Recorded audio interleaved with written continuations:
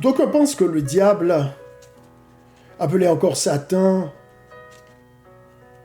le grand adversaire, parce que Satan signifie adversaire, eh bien qu'il est un mythe, un produit de notre imagination.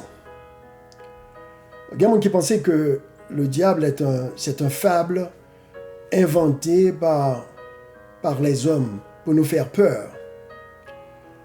Je suis venu vous dire aujourd'hui, dans notre 11e émission Fenêtre sur la Bible, que le diable n'est pas un mythe, ce n'est pas un produit de l'imagination, que Satan est réel.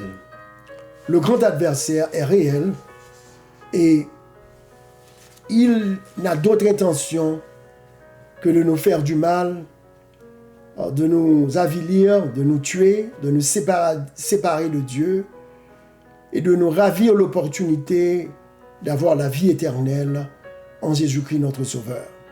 Donc il est un adversaire, comme son nom l'indique bien, Satan signifie adversaire. Le diable est-il le produit de l'imagination? Est-il un fable? Ou bien est-ce qu'il est réel? Nous allons pouvoir répondre à ces questions à la lumière de la parole de Dieu dans Fenêtre sur la Bible, émission numéro 11.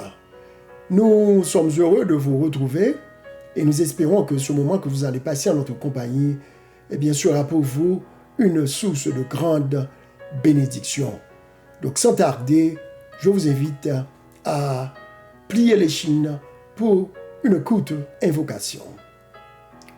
Notre Seigneur, notre Dieu, combien nous sommes heureux de pouvoir nous retrouver encore une fois en ta présence, Seigneur. Nous venons avec, le cœur bien disposé pour recevoir tes instructions en cet instant. Nous savons que ta parole est là pour nous former, pour nous corriger, pour nous instruire, pour nous transformer, afin qu'en tant qu'hommes et femmes de Dieu, nous soyons propres à toutes bonnes œuvres, Seigneur. Oh Seigneur, je dis à entrer dans un sujet assez intéressant, d'entrer dans un sujet d'extrême importance. D'abord au Seigneur pour écarter toute distraction. D'abord au Seigneur pour prendre contrôle. Présentation ça. D'abord aux toutes amis qui suivent dans le moment ça, qui attendent dans le moment ça, Seigneur. Pas quitter rien venir distraire, papa. Pour que parole ça, capable d'arriver joindre, et capable d'arriver sous eux comme une source de bénédiction, qui est capable d'aider à prendre de grandes décisions dans leur vie, qui est capable d'aider à se rapprocher davantage de toi.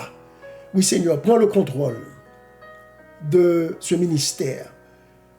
D'abord, nous continuons à servir avec nous, qualifiez-nous pour ce travail, Seigneur, afin que ce travail soit une source de salut pour plus d'un.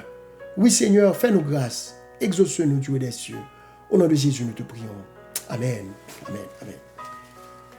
Oui, c'est la question du jour. Est-ce qu'il y a vraiment un Satan? Est-ce qu'il y a vraiment un diable? Est-ce que c'est son bagage folklorique lié? Est-ce que c'est un personnage inventé? Ou bien est-ce qu'il existe en réalité? Et s'il existe, qui ça que nous connaissons de lui? Qui côté que lié? Qu'est-ce qu'il fait? Et quelles sont les implications de sa présence, de son existence pour ma vie et pour votre vie? Ce sont des questions importantes auxquelles nous allons essayer de répondre à la lumière de la parole de Dieu dans Fenêtre sur la Bible. Fenêtre sur la Bible, c'est une émission hebdomadaire chaque lundi soir à 6 heures précises. Nous vous invitons à ne pas garder, cette fenêtre ouverte seulement pour vous, mais à la partager en vous abonnant et pesez like là et abonnez pour que chaque lundi vous soyez capable de recevoir émission, vidéo, nous, Fenêtre sur la Bible. Jeudi, nous avons 11e édition. Nous avons entré d'emblée dans la parole de Dieu pour nous essayer de répondre à ces questions que nous avons posées tout au début de cette émission. Éphésiens chapitre 6. Éphésiens chapitre 6, que nous dit la parole du Seigneur. Dans Éphésiens chapitre 6, c'est l'apôtre Paul, c'est la lettre de l'apôtre Paul aux Éphésiens, c'est-à-dire aux habitants de l'église d'Éphèse. À partir du verset 10, dans Fenêtre sur la Bible, nous vous invitons toujours à avoir votre Bible avec vous, parce que tout ça que nous avons dit, c'est à partir de la Bible et nous t'arrêmons que, ou même tout, au venons étudiants, assidus de la parole de Dieu et que vous ouvrez la Bible également avec nous.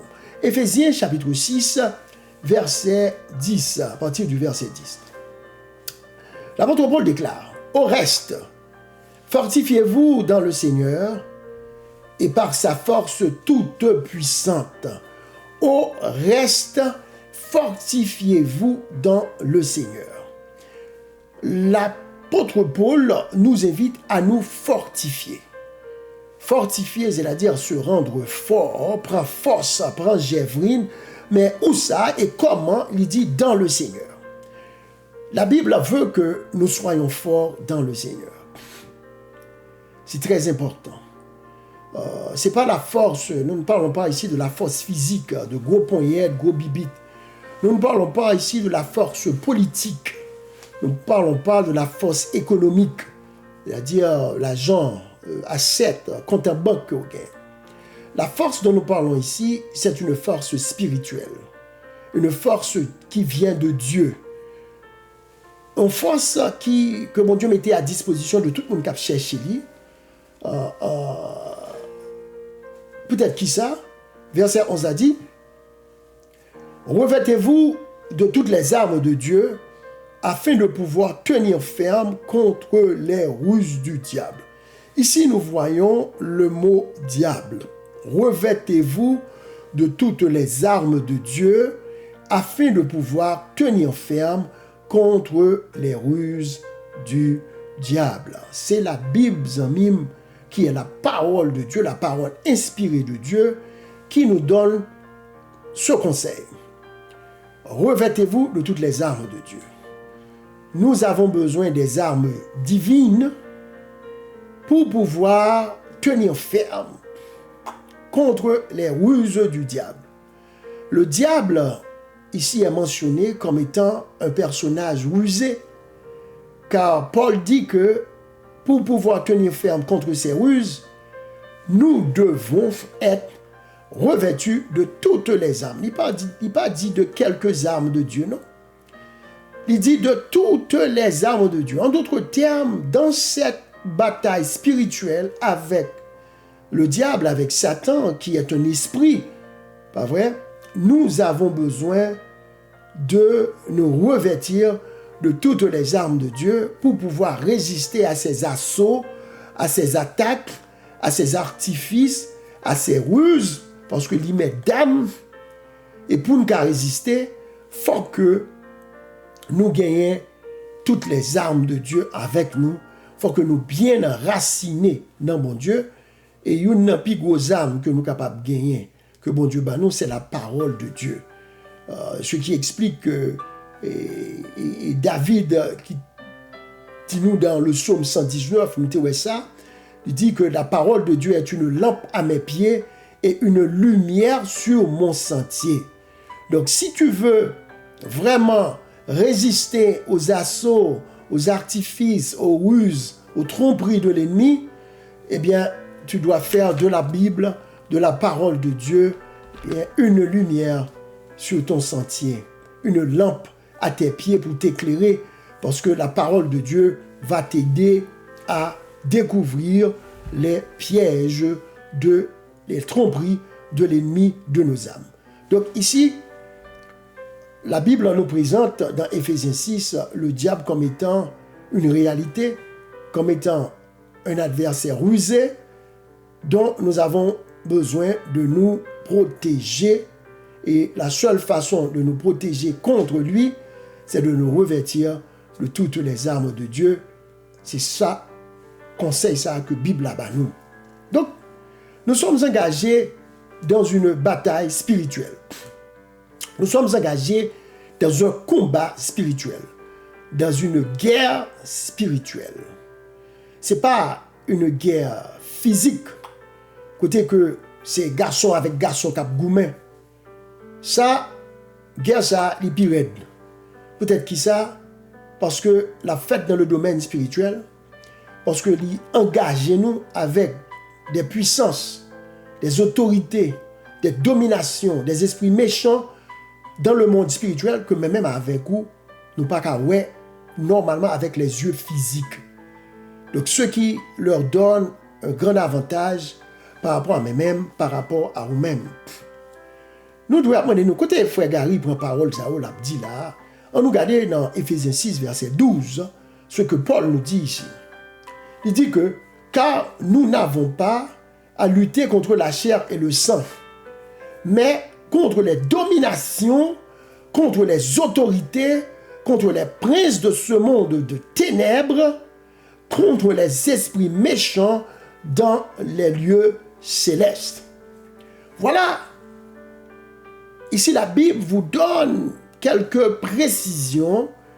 La Bible baoue là, eh bien, une série de points clés pour vous aider à comprendre l'enjeu spirituel dans lequel nous nous trouvons. Adversaire ça, que dit les ruses du diable, il dit que nous n'avons pas à lutter contre la chair et le sang. Ce qui signifie que ce n'est pas un combat d'homme à homme qui se fait. Mais le combat a un autre niveau. L'autre niveau, c'est que c'est un combat qui nous engage avec les dominations, numéro 1, avec des autorités. Qui autorité ça? Qui domination? Qui pouvoir ça? Que la Bible a parlé là. Il dit contre les princes de ce monde de ténèbres. Donc il y a un monde. Il y a le monde que nous voyons, le monde physique que nous voyons avec les yeux physiques. Mais il y a également un monde des ténèbres, un monde spirituel, un monde invisible que les yeux physiques, les yeux mortels ne peuvent pas saisir. Il faut qu'on comprenne ça. Les nappes vivent, nous voyons frère Gary, ouais nous voyons moun, nous voyons machine, nous voyons pied-bois, et puis nous voyons soleil là, nous voyons tout ça que nous sommes capables de voir avec les yeux physiques. Nous. Mais pas penser que c'est ça seulement qui existait dans l'univers. Il y a également des agents invisibles dans l'univers. Il y a des êtres invisibles dans l'univers que, naturellement, avec les yeux physiques, nous ne sommes pas capables de voir. Ce sont des esprits. Et Jésus était déclaré qu'un esprit n'a ni chair, ni os. Nous sommes capables de demander qui côté frère Gary pour un ça.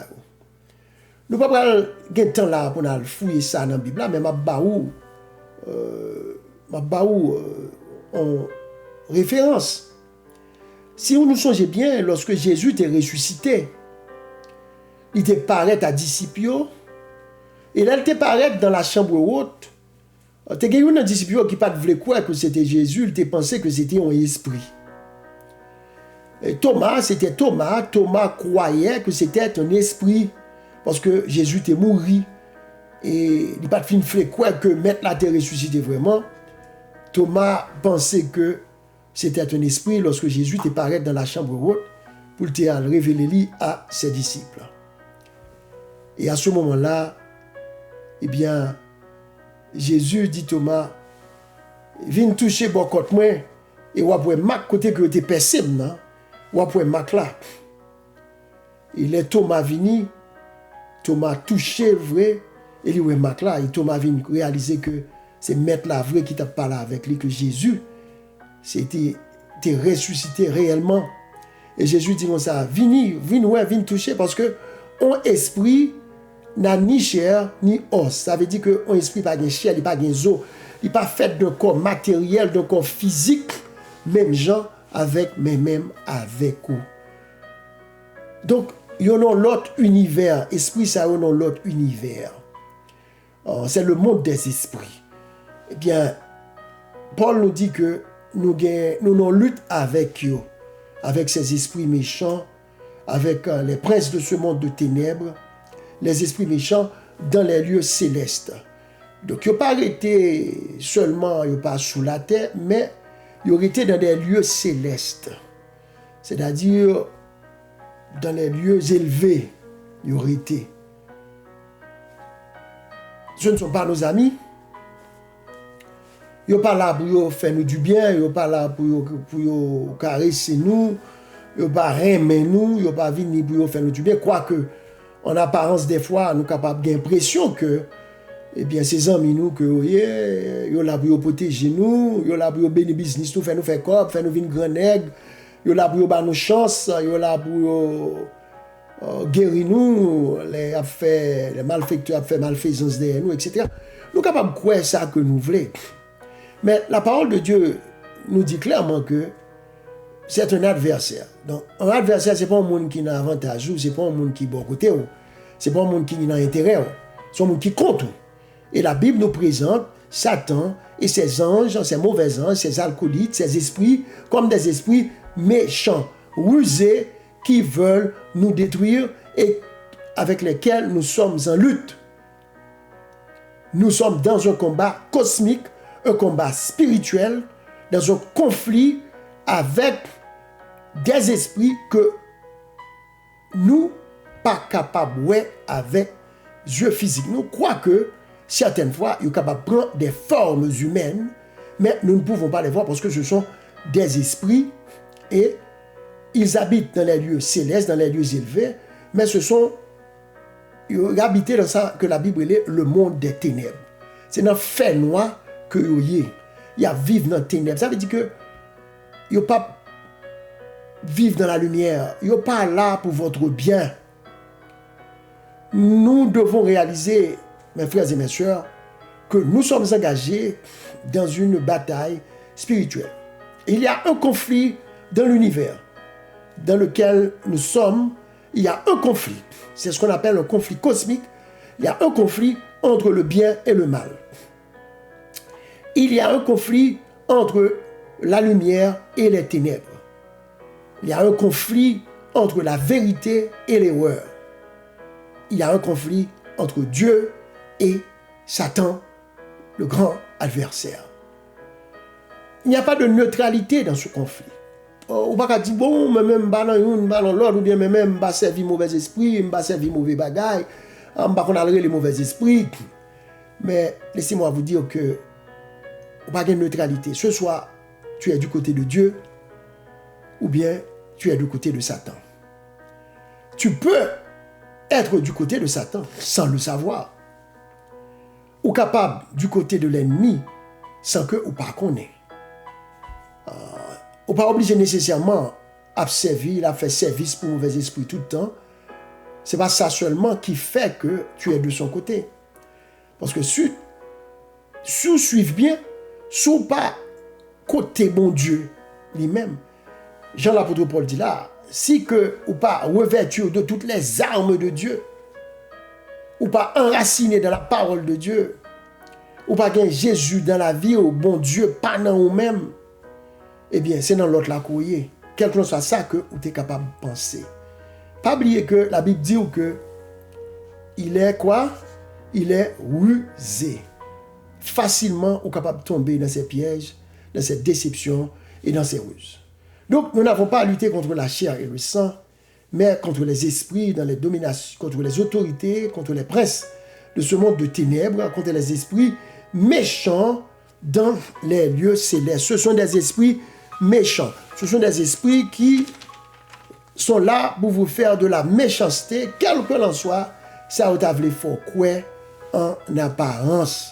Si ça fait que moun qui a servi Satan, eh bien, c'est bien malheureux parce que ces esprits-là, ils n'ont pas vraiment bien pour vous. Ils sont là pour vous rendre esclaves, ils sont là pour vous assujettir jusqu'à ce que vous finissiez avec vous, jusqu'à ce que vous mouriez dans vous-même, dans ces vies, et pour tout perdu dans moutou, ou tout perdu la vie éternelle. Ce n'est pas dans un seul verset que la Bible parle du diable. Allons dans Éphésiens 4, le verset 27. Éphésiens 4, le verset 27 nous dit croire. Éphésiens 4, le verset 27 nous dit « Et ne donnez pas accès au diable ». Alors lisons le verset précédent, le verset 26. Il a dit « Si vous vous mettez en colère, ne péchez point, que le soleil ne se couche pas sur votre colère, et ne donnez pas accès au diable. » C'est Paul encore qui parle ici. Il dit que Piga nous mettez-nous en colère parce que là, on monde trop colérique. Tic-tic-rac, on vit faire colère. Tic-tic-rac, ou sous gourmet, ou sous jouer. eh bien ce tempérament colérique peut ouvrir la porte et donner accès au diable. Ça veut dire que est capable d'ouvrir une fenêtre qui fait que Satan est capable d'entrer dans la caillou pour le faire qui ça? Pour le manipuler, pour le diriger, pour le porter ou à prendre certaines décisions, pour le porter ou à faire certaines réflexions et pour dominer sur votre personne.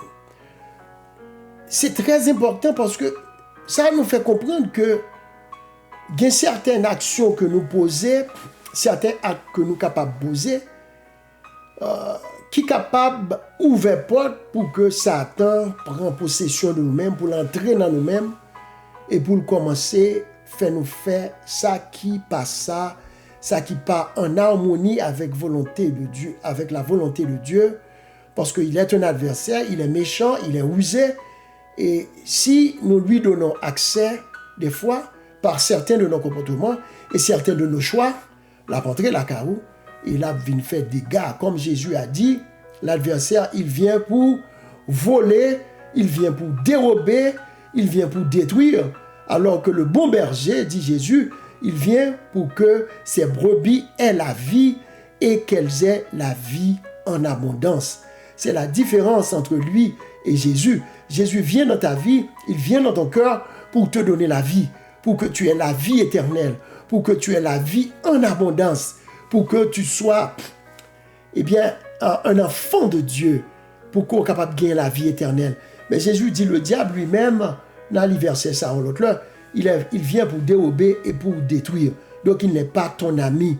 Ne donnez pas accès au diable, d'après Éphésiens 4, le verset 27.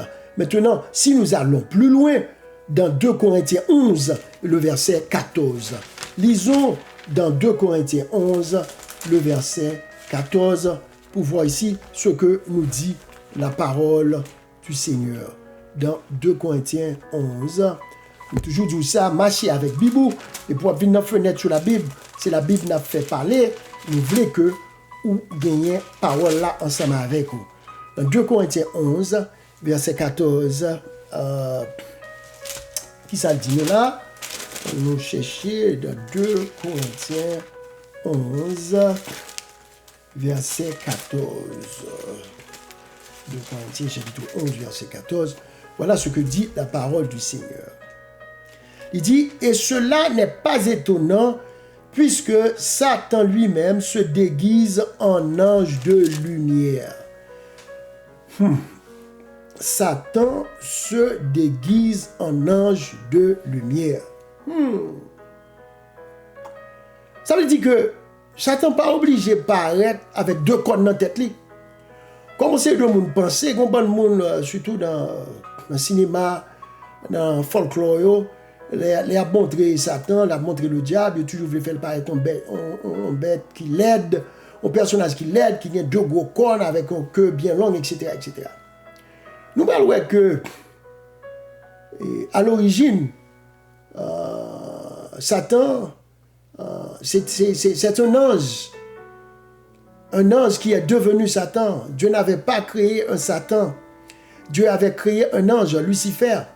D'ailleurs, le mot Lucifer vient du latin lucifere, qui signifie porte-lumière. Nous avons vu ça dans l'autre émission. Même quand on voit une petite fenêtre là, une petite fenêtre juste pour capable de comprendre. Quand la Bible dit ici dans Éphésiens 4, dans 2 Corinthiens 11, verset 14, que c'est pas un bagage qui est étonnant, parce que Satan est tellement rusé que le cas déguisé en ange de lumière, ou même on comprend son bon ange. Vous pensez que c'est lumière que la portée pour vous, vous pensez que c'est bon Dieu, et pourtant c'est tromper le trompeau, c'est pas bon Dieu que là, mais c'est Satan qui se déguise en ange de lumière. Ça vient me faire me comprendre. Peut-être qui ça que, tout à l'heure, Paul t'a parlé dans Éphésiens 6, il t'a dit, revêtez-vous de toutes les armes de Dieu afin de pouvoir tenir ferme contre les ruses du diable. Donc, l'une des ruses Satan utilisait, c'est de déguiser, de faire paraître comme un ange de Dieu, un ange de lumière. Et puis, ou même si vous pas bien enraciné, ou pas bien l'esprit bon Dieu sous vous, ou pas bien ancré dans la parole de Dieu, dans l'évangile, Mais ou même vous prenez un chaud, vous pensez que ça un ange qui va parler, ça un ange de lumière qui va parler, vous pensez que c'est avec un ange, un esprit de Dieu qui va parler, et pourtant vous êtes en train de parler ou encore de négocier, c'est avec l'ennemi de nos âmes, le diable, qui se déguise en ange de lumière que on va parler. Donc c'est ça fait que l'important. Pas penser que pourtant des non bon Dieu a cité ton côté, et pour que tu apparaître, on pensait que ça veut dire bon Dieu là, parce que non bon Dieu a cité là. On doit faire très attention. C'est pas parce qu'on a fait miracle, et puis pour penser que, et bien depuis un miracle a fait ton côté, et bien c'est que bon Dieu là, et puis il a fait miracle là au nom de Jésus, et bien ça veut dire Jésus là. Non, non, mon frère, et bien allez bibou, Jésus dit ça, il dit qu'on a fait attention, et quand temps qu'a privé, quand pile, Satan marchait sur le monde, déguisé en ange de lumière, l'a fait miracle, l'a bien Bible même dans même, l'a parlé même de bon Dieu. Et pourtant, c'est pas bon Dieu.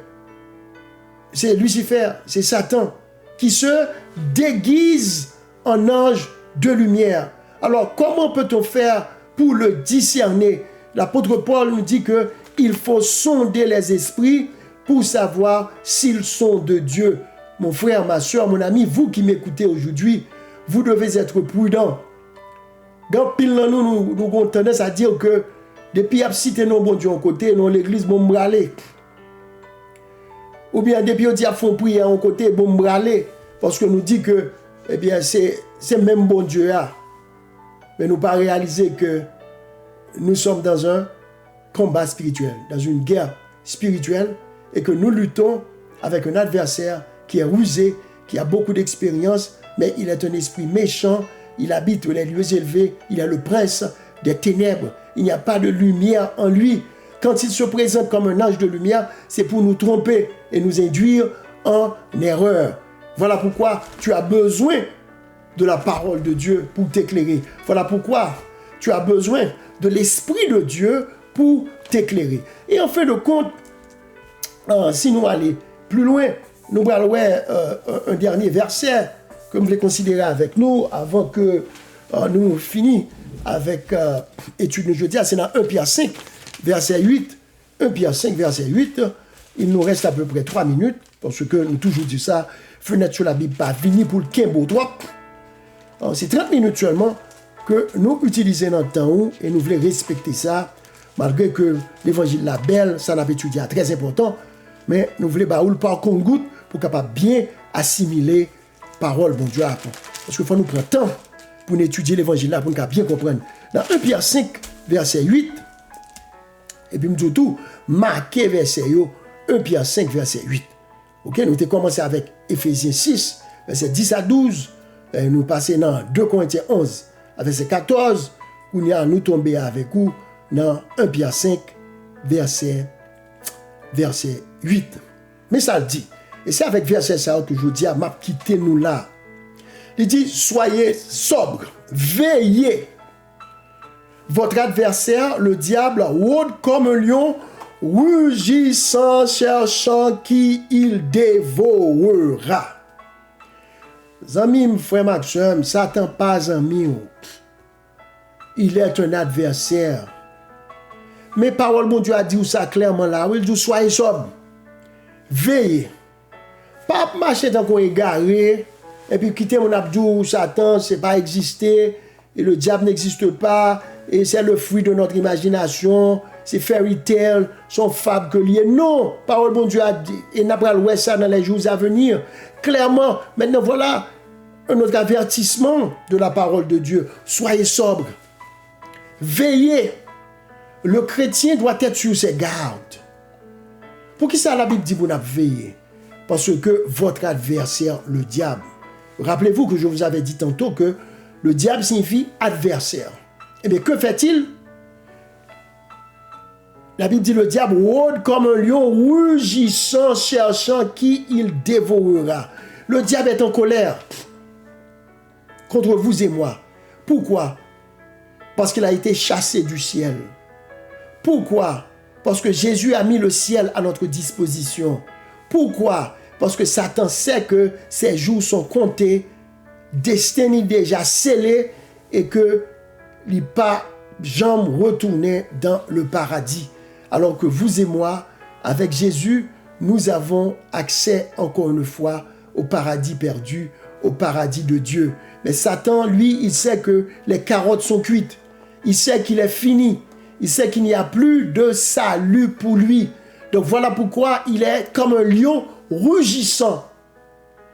Donc, par contre, qui ça vaut la Bible décrit encore? Vous savez que le lion est le roi des animaux. C'est l'un des animaux les plus forts. Et bien la Bible dit qu'il comparait Satan, le diable, à un lion rugissant. C'est-à-dire un lion qui est en colère, qui a cherché monde pour le dévorer. C'est ça la Bible a dit, oui, cherchant qui il dévorera. Mon frère, ma soeur, quelle que soit votre perception des esprits malins, des esprits qui, whatever esprit qu'on est léo, ou bien sans penser qu'ils en mouillent, sans penser qu'ils ont lumière, qu'ils ont connaissance, qu'ils ont pouvoir, eh bien, ils n'ont d'autre but que de vous détruire, de vous perdre et de vous dévorer. Il est un adversaire. Et la Bible dit qu'il rôde autour de toi. En ce moment que je te parle, il rôde autour de toi. Il rôde autour de ta famille. Il rôde autour de ta santé. Il rôde autour de tes finances. À quelle fin? Parce qu'il veut te détruire. Il ne peut pas vivre bien, il ne peut pas heureux, il ne peut pas en paix, il ne peut pas en santé. Parce qu'il est un adversaire. Et tu dois faire attention, il est rusé. Nous disons ça aujourd'hui. L'autre bagaille encore, non seulement qu'il est rusé, mais il peut se déguiser en ange de lumière pour te tromper, Je vous invite donc, chers amis, frères et sœurs, à faire bien attention, à veiller et à être sobre, à exercer une prudence divine, une prudence spirituelle. Parce que dans ce monde, dans cet univers, nous ne sommes pas seuls. Nous ne sommes pas seuls. Et nous sommes engagés consciemment ou inconsciemment, que nous voulons, que nous ne voulons, que nous connaissons, que nous ne connaissons pas, nous faisons partie d'un conflit cosmique, un conflit qui envahit tout l'univers là, entre le bien et le mal, entre la vérité et l'erreur, entre la lumière et les ténèbres, entre Dieu et Satan. Il est notre adversaire et la Bible nous dit de veiller, d'être sobre, parce qu'il rôde autour de nous comme un lion rugissant, cherchant à vous dévorer. Zamim, nous finissons avec fenêtre nous sur la Bible jeudi. Nous finissons pour nous dire que eh bien, le diable, il est réel. Il n'est pas un mythe. Il n'est pas un produit de l'imagination. Il est réel. Et l'a pas agi, l'a cherché côté pour l'entrée, et l'a influencé la vie nous sous terre, chaque jour, d'une façon ou d'une autre. Mais Dieu nous invite. J'espère que vous allez répondre à l'invitation de Dieu. Dieu t'invite à te revêtir de toutes les armes de Dieu. La prochaine fois, nous vous dirons quelles sont ces armes dont Dieu nous invite, nous conseille à nous revêtir. Là, va dire comment résister à ces astuces, à ces tromperies. Comment pour nous faire découvrir que c'est lui-même qui a agi, même lorsque il est déguisé en ange de lumière. Eh bien, seule assurance ou gain, les amis, assurance nous c'est ça, oui. Un livre, ça, la parole de Dieu. À la loi et au témoignage, si l'on ne parle pas ainsi, il n'y aura point d'horreur pour le peuple. Pour résister au diable, eh bien, il nous faut être ancré dans la parole de Dieu. Pour résister au diable, il nous faut mener une vie de prière. Une vie de prière constante. Constante. Parce qu'à n'importe quel moment, il peut nous tromper et il est décidé à nous détruire et à nous induire en erreur. Je souhaite que mon Dieu est capable de garder aux amis, frères, ou même capitaine de nous, je dis à, je souhaite que l'émission numéro 11, Fenêtre sur la Bible, eh bien, il était en bénédiction pour vous. Pas qu'un bel pour vous, abonnez, partagez le lien, cliquez de façon que chaque temps, mon vidéo sortie, ou capable de recevoir. La dernière prière, Céleste Père, merci pour étude ça, côté permettre que nous capables de faire aujourd'hui, dans laquelle vous rappelez-nous, Seigneur, que nous sommes engagés dans une lutte spirituelle et que nous ne pas lutter contre la chair et le sang, mais nous lutter contre les dominations, contre les autorités, contre les esprits, les princes des ténèbres, Seigneur, et yo usé, yo méchant. Donc, papa, nous demandons à couvrir tout le monde qui va tendre émission ça. Que parole sont capables de porter à la réflexion. Que si on peut comprendre décision ça, Seigneur, pour bailler Jésus la vie, nous capable d'inviter Jésus à venir dans la vie. Car seul Jésus peut nous affranchir de ces liens. Seul Jésus peut nous aider à être victorieux sur ces tromperies, ces attaques, ces artifices. Seigneur, bénis chacun de nous. La main va briser les chaînes de servitude, les chaînes d'ignorance qui enlaçaient un paquet de monde, qui pensaient que, qui pas réaliser, Seigneur, dans quelle vie, dans quel monde que nous évoluons. Seigneur, nous demandons pour la lumière, pour la sagesse, pour apprendre à comprendre, de façon que, Seigneur, nous sommes capables de choisir chaque jour pour marcher avec Dieu, pour bailler la vie à Jésus, pour prendre Jésus comme leur sauveur personnel. Et surtout, le plus important, pour prendre la Bible comme leur boussole.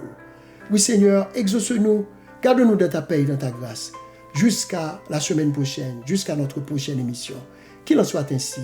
Au nom de Jésus, nous te prions. Amen. Amis, merci. Encore une fois, nous nous excusons pour peut-être ces 5 minutes que nous avons pris sur l'heure, mais il était nécessaire pour que nous soyons capables de partager toute parole ça ensemble avec vous. Nous disons merci pour écouter, partager, subscribe, faire commentaire, et puis nous t'aimer recevoir feedback ou tout avec des mots d'encouragement ou peut-être des critiques tout constructives qui sont capables de nous faire mieux pour la gloire du Seigneur, pour l'avancement du royaume de Dieu. Que le Seigneur vous bénisse, qu'il soit avec vous et que sa paix et sa protection soient sur vous et sur vos enfants, sur votre famille, sur votre foyer, sur votre communauté. Dieu vous bénisse. Amen.